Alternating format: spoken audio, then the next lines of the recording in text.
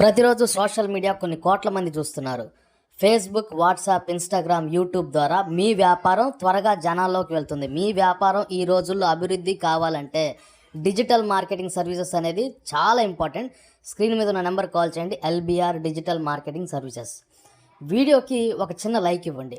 మీరు ఈ వీడియోని లైక్ చేస్తే ఈ బంగారం లాంటి వీడియో ఎక్కువ మందికి యూట్యూబ్లో రీచ్ అయ్యిద్ది అనమాట. సో గుర్తుపెట్టుకోండి, వీడియో చూసే ప్రతి ఒక్కళ్ళు కూడా ఒక చిన్న లైక్ కొట్టండి. లైక్ కొట్టారా? ఎస్. అలాగే వీడియోని పూర్తిగా చూడండి. వీడియోని మీరు పూర్తిగా చూస్తేనే అసలు అక్కడ ఏం జరిగింది, ఏ టు జెడ్ జరిగినట్టుగా పూర్తిగా మీకు సమాచారం తెలియాలంటే వీడియోని పూర్తిగా చూస్తేనే మీకు నిజాలు అనేవి తెలుస్తాయి. సో వీడియోని పూర్తిగా చూసిన తర్వాతే మీరు కామెంట్ అయితే పెట్టండి. ప్రకాష్ రాజ్ గారి గురించి ఒక చిన్న సంఘటన చెప్తున్నాను, చాలా జాగ్రత్తగా వినాలి. అది విన్న తర్వాత మీ కంట్లో నీళ్ళు వస్తాయి. అలాగే ప్రకాష్ రాజ్ గారి ఇంట్లో జరిగిన ఒక సంఘటన, చేదు సంఘటన గురించి కూడా నేను ఎక్స్ప్లెయిన్ చేస్తాను. చాలా జాగ్రత్తగా వినాలి.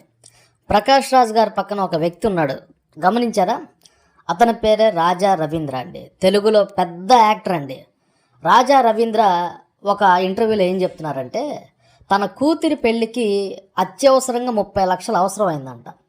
ఆ టైంలో తెలుగు ఇండస్ట్రీలో ఎవ్వరు కూడా రాజా రవీంద్రకి హెల్ప్ చేయలేదంట. 40 సంవత్సరాలుగా ఇండస్ట్రీలో ఉన్నారు, పెద్ద పెద్ద వ్యక్తులతో పరిచయం, ఒక్కళ్ళు కూడా తన కూతురి పెళ్ళికి డబ్బులు ఇవ్వలేదంట. కానీ ఒక వ్యక్తి మాత్రం ఫోన్ చేయగానే 20 లక్షలు డబ్బిచ్చి మళ్ళీ అడగలేదంట. అతని గురించి చెప్తూ రాజా రవీంద్ర గారు కన్నీళ్లు పెట్టుకున్నారండి. ఆ వ్యక్తి ఎవరో కాదండి, ప్రకాష్ రాజ్ గారు అండి. ఎస్, మీరు విన్నది నిజం అండి. మన భారతదేశంలో మంచి మనసున్నటువంటి వ్యక్తి ఒకే ఒక వ్యక్తి ప్రకాష్ రాజ్ గారు అండి. 20 లక్షలు కూతురి పెళ్ళికి హెల్ప్ చేసి నాకు డబ్బులు వద్దు అన్నాడండి. 20 లక్షలు ఎవరైనా వదులుకుంటారా? ప్రకాష్ రాజ్ గారు అంత మంచి మనసు కలిగినటువంటి వ్యక్తి అంట. ఇది నేను చెప్తున్నది కాదు, ఒక ఇంటర్వ్యూలో రాజా గారు చెప్పారు ఆయన గురించి. అంత మంచి వ్యక్తి అంట. అంటే 40 సంవత్సరాలు ఇండస్ట్రీలో ఉంటే ఒక్క వ్యక్తి కూడా 20 లక్షల రూపాయలు హెల్ప్ చేయలేకపోయారు.